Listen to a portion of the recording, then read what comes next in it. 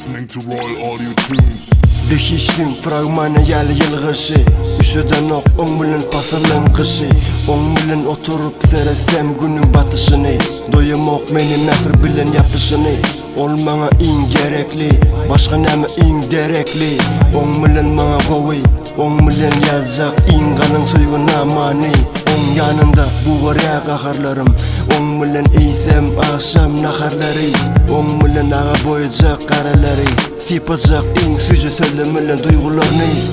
Görkez süycim sana tarap yolunu Beni karşıla uzat kolunu On bilen yitsem gitsem el ele uzaklarım in uzağını bile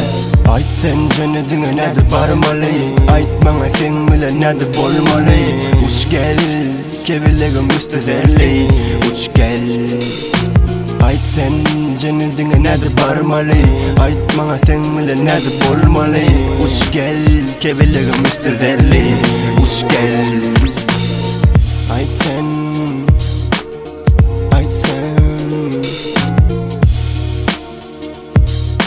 Kebelegim üstümenli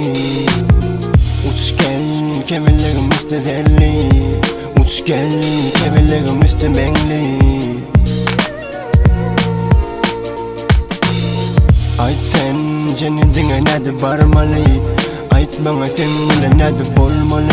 Uç gel kebelegim üstüzerli Uç gel